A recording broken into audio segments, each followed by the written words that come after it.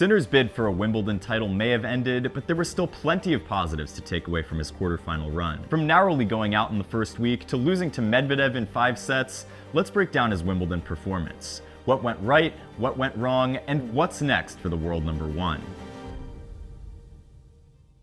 2024 has been the year of Jannik Sinner so far. In the first 2 slams of the year, he was either the champion or a semi-finalist. In fact, minus his quarterfinal withdrawal in Madrid, Sinner actually hasn't lost before the semis in any tournament he's played this year.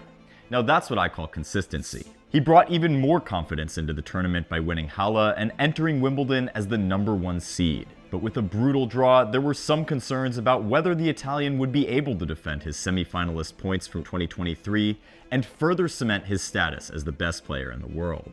Sinner entered his first round match looking to extend his 5-match win streak on grass. His quest for a second Grand Slam title this year began against Yannick Hanfmann. Sinner won the only previous meeting between the two in the first round of last year's US Open.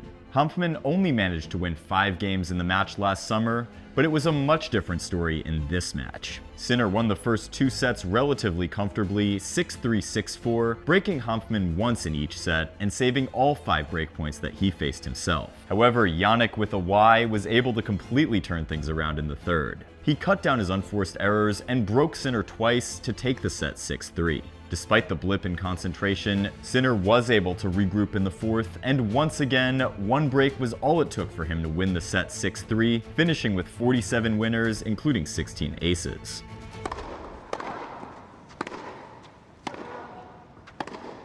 Truthfully, this was a bit of a sloppy match for Jannik, and he would have to clean up his game quickly because things were about to get a whole lot tougher in the next round. Just a few years ago, Matteo Berrettini was in the Wimbledon final and was considered by many to be the second best grass court player in the world behind Novak Djokovic. In fact, he was even being compared to Boris Becker at one point. Unfortunately, things haven't necessarily gone to plan for the Hammer since then, but you wouldn't know it based on the quality of this match. The first 2 sets were extremely tense, both going to tiebreaks. Sinner did win both of them, but Matteo refused to go away.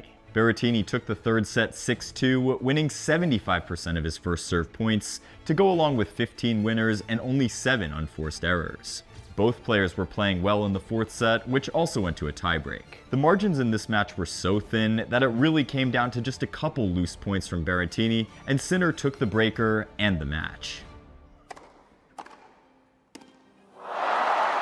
Even though he came out on the losing end of this one, I give Berrettini a lot of credit for pushing Sinner the way he did and stuffing the stat sheet in the process. He had 28 aces and 65 total winners in this match, more than twice as many as Sinner. Matteo also came to net 51 times and won 33 of those points. That's 65%. A seriously impressive performance from the Hammer, but Sinner survived. Up next, Sinner was set to face an unseeded Serbian looking to pull a big upset. All respect to Misha Kecmanovic, but I definitely think that Berrettini was the more formidable opponent for Sinner in this tournament. Sinner only faced 1 breakpoint, which he saved, and broke Kecmanovic 5 times throughout the match. And with a +20 differential in winners to unforced errors, the match was never really in doubt. Sinner won in straight sets 6-1, 6-4, 6-2, and made it safely into the second week. Sinner. This was the 4th time that Sinner and Shelton had played each other in the past 9 months, so there were definitely no secrets when it came to the game plan of either player. However, in terms of fitness, Sinner definitely had the edge coming into this match. Shelton's previous 3 rounds all went 5 sets, and he was on the schedule every day between singles and doubles due to that infamous London rain. The fatigue showed in the first 2 sets as Sinner took them 6-2, 6-4. Ben did show signs of life in the third set and even at a few set points in the tiebreak, but once again, Sinner was just the better player at the crucial moments and secured the straight sets win to set up an intriguing clash with Daniil Medvedev. The last time that Sinner and Medvedev met at a major, it was in the finals and it went the distance, with Sinner coming out on top.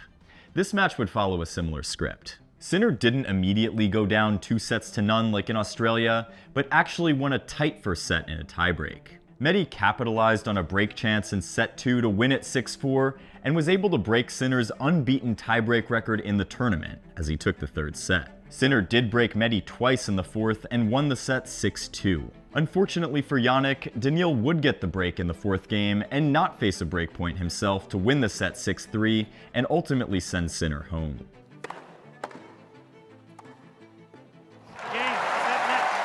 Over the course of the tournament, Wimbledon and IBM have been keeping track of a stat called in attack, which shows the percentage of shots played when a player is either aggressive or dictating, or neutral by both players. In attack identifies the player who's creating more attacking opportunities with each shot. To calculate the seemingly subjective stat, AI considers multiple data points when identifying whether the player is in attack, neutral, or on defense. These factors include the quality of the incoming shot, the player's location on the court, the player's contact point, and the opponent's recovery position. For example, a player receiving a lower quality shot, contacting the ball further up in the court, or creating space by moving their opponent out of position will all increase the chances of that player being in attack. A player making contact on a very low ball or having to hit the ball while stretching will increase the chance of the player being on defense. Now, it goes without saying that players have a higher probability of winning a point once they've gained an attacking advantage. This explains why having a higher in-attack percentage in a match will often result in a win.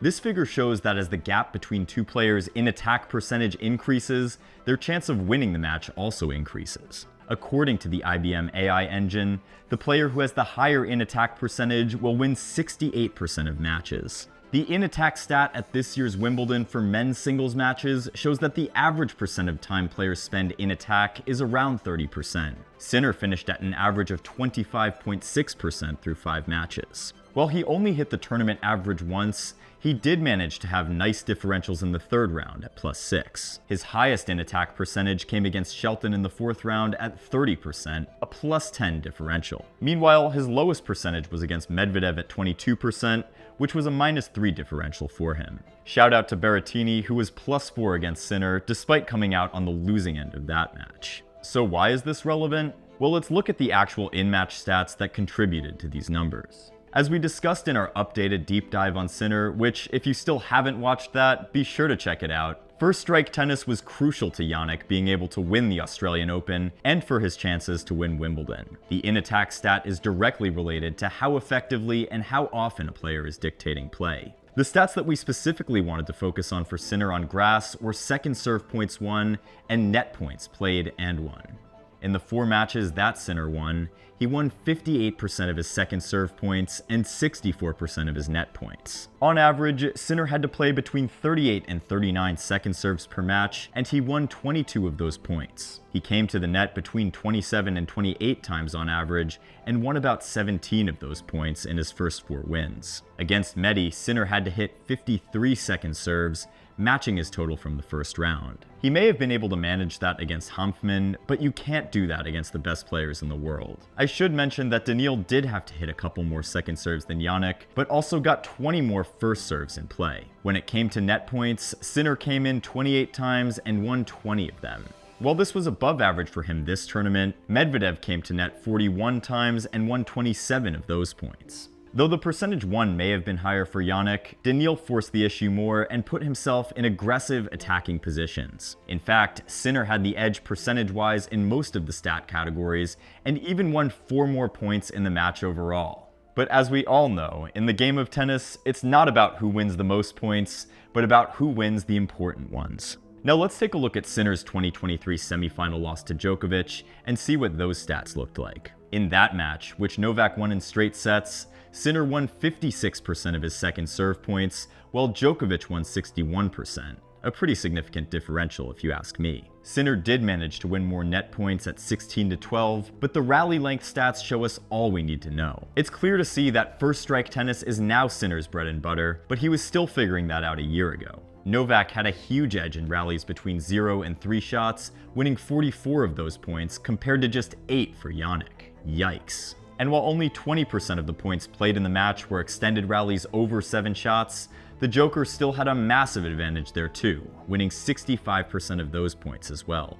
Quickly getting back to the Medi match, this stat was eerily similar, with Daniil winning 78 of the first strike rallies compared to only 13 for Jannik. Medvedev also had the advantage in rallies 7 shots or longer, winning 27 out of 46 of those points. Percentage-wise, that's a 75% and 59% winning margin in those two categories. For reference, in his matches against Hanfmann, Berrettini, and Shelton, Sinner won 70%, 83%, and 72% of the first strike rallies. That's an average of 75%. Hats off to Daniil for upping his aggressiveness, and we can all see how much he's grown as a player in the past few years. But I'm getting ahead of myself.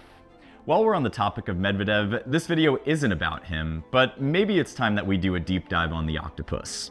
You know what? Give me a week or two and I should be able to get that out to you guys. And be sure to let me know what comments and questions you have, and I'll be featuring the best ones in the deep dive.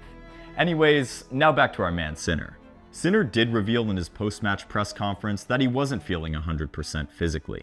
Already this morning I didn't feel great, some problems, and then with the fatigue, actually off court I had a little bit the toughest time maybe. While he could have easily used that as an excuse, he obviously didn't and made sure to compliment his opponent.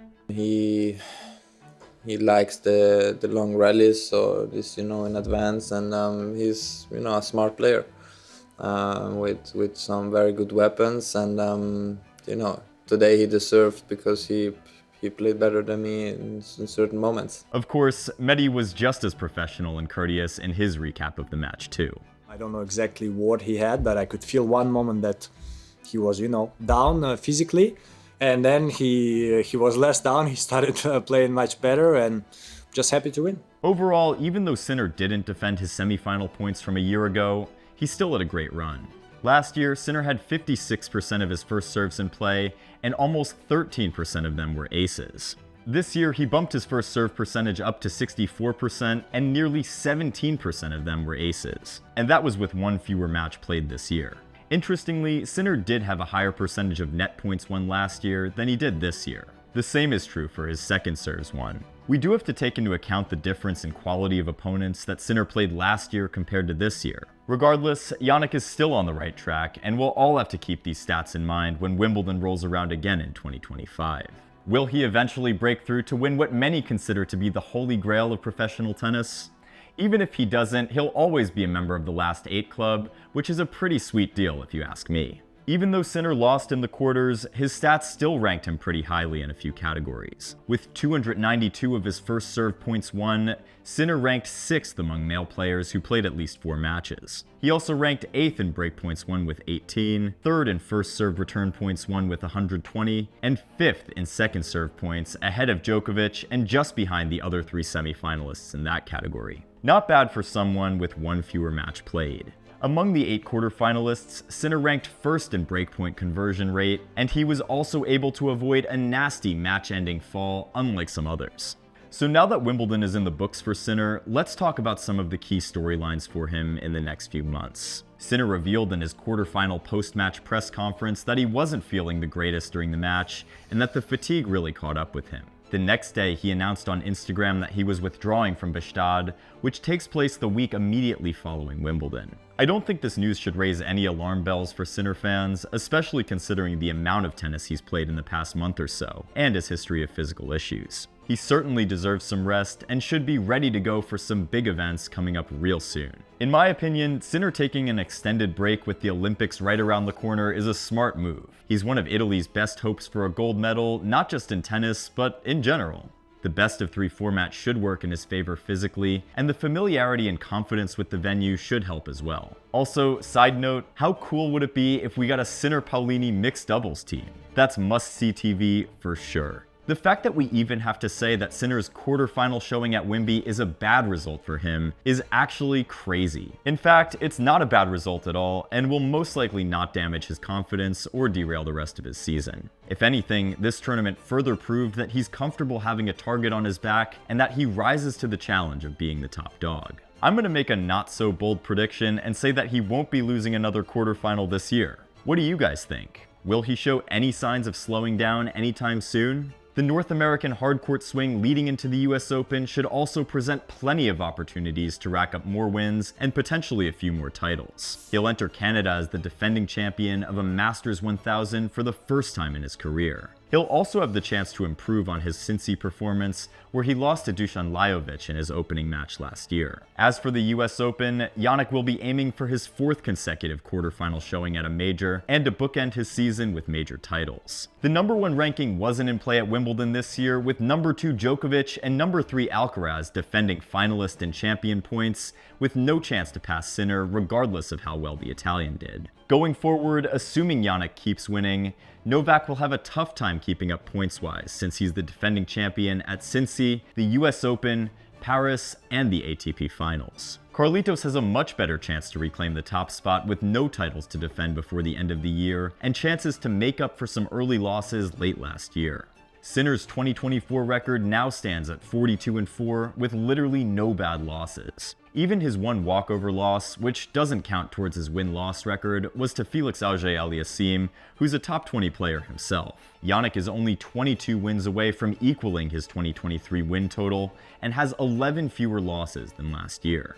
I don't know about you, but I can't picture Sinner passing that number this season. Although Sinner's grass court season may not have ended the way he would have liked, there is still plenty of reasons for him to be proud of his performances. And with his recent withdrawal from Bastad, he'll definitely be rested and ready to go for the home stretch of 2024. So now with that said, how many more titles do you see Jannik winning this year, and will he finish the year as world #1? Be sure to let me know your predictions in the comments. Also, I have a few more Wimbledon analysis videos coming out covering Carlos and Novak's respective runs, so be sure to turn on post notifications and subscribe if you haven't already. You won't want to miss them. Until next time, keep going for the Lions.